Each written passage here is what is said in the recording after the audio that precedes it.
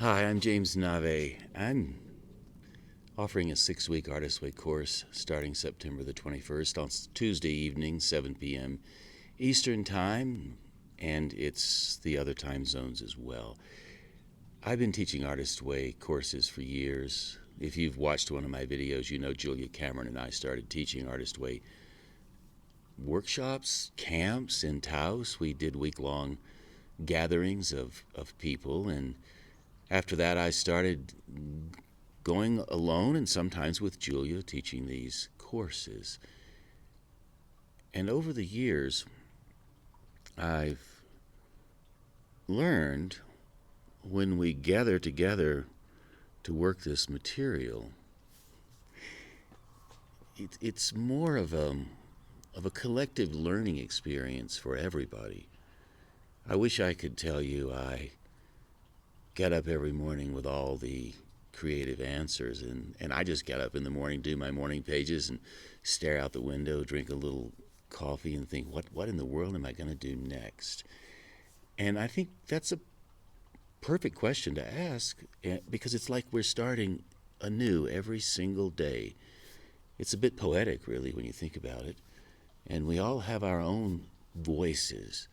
And one of the things I like about the Artist Way work, it allows us to identify the notion that our voices have already found us. And it's more about having a relationship with the voice that's found you rather than looking for the voice. Which brings me around to the second week, the week of identity. And in that week, you'll find the topic of Crazymakers, which is an interesting topic if you've ever given that topic any thought. If you've read The Artist's Way, you've certainly come across the Crazymaker essay. And the reason I think that essay is worthwhile, because one, it defines Crazymakers. It's also gaslighting. You probably know gaslighting came from an old film. Fellow in the film kept turning the gas down in the house, and his wife started to doubt herself more and more because she thought she was imagining the gas going up and down, when in fact he was driving her off the rails with this gas going up and down. So that's where gaslighting comes from, and people will tell you when they gaslight you that, oh, you're wrong, you don't really know what you're talking about. You see that a fair amount in our culture. So Julia, when she wrote The Artist's Way all these years ago, she had identified the notion of those crazy makers, I imagine because she had been around so many of them. And a crazy maker is somebody who will say things like, if you hadn't cashed that child support check, it wouldn't have bounced. Now, that's a joke in a way, but you've probably had something like that happen to you. So once you learn how to identify the crazy makers in your life, and funny enough, probably almost everybody that we have in our lives, especially the people who are closest to us, end up somewhere down the line making us crazy or being crazy makers. And some people are just downright mean and love to put the needle in, so to speak, and drive you crazy or make you doubt yourself. Gaslighting, as I said.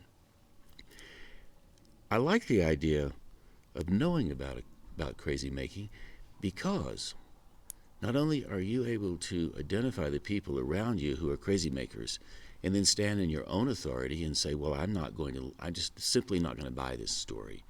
It also helps you understand how to avoid being a crazy maker in other people's lives.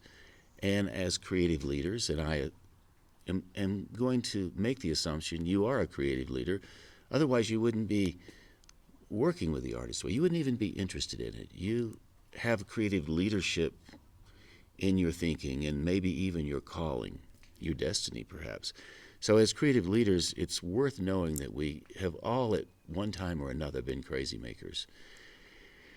And once you identify that and once you know how that works, it's easier and easier to avoid it. And of course, the reason why it's worth avoiding is because the responsibility that we have to ourselves and to those around us, the responsibility is to cheer people on, nurture them, give them some thumbs up, some smiles. Hey, this is great stuff. And also another responsibility we have as non-crazy makers, we have a responsibility to help people if they ask us to give them some thoughts on the work. And I'm bringing up criticism here, and I'm bringing up the internal critic, and often we say the internal critic needs to be tamed. I'm beginning to think our internal critics are there for a reason if we train the internal critic to be the proper kind of critic. So the proper kind of critic would ask questions and praise, help people learn how to improve their work, move their work in a direction that pleases them. So those are some thoughts on Crazymakers and identity, and of course the stronger you can stand in your own truth, if you will, the own sense of who you are, the more powerful you will be in respect to what you can contribute to your family, your loved ones, your community, beyond the community, to the bigger region, to the country, to the state, and to our world. So I guess the world needs our attention, and you need your own attention. So I hope you gleaned a little bit out of what I've just said. And these are the things I'd like to talk about during the Artist Way course that I'm going to be doing on September the 21st. JamesNavé.com is my website. Navé is spelled Nave, JamesNavé.com. And if you like to write, you can join me every Saturday morning for a free writing group that happens at 10 o'clock Mountain Time, noon Eastern Time, 5 p.m. Pacific Time, and I don't know what time it happens in Australia. I do have somebody signed up from Australia for the course that I'm going to do in September. So join us if you like. I work with my collaborative writing partner, Allegra Houston. TheImaginativestorm.com is the website, and JamesNavé.com is where you can find out about the Artist Way. So thanks for listening to this. I appreciate your time, and hey, go out there and make something good happen. Rattle the world, fly high, and steer clear of those crazy makers. Okay, thanks for listening.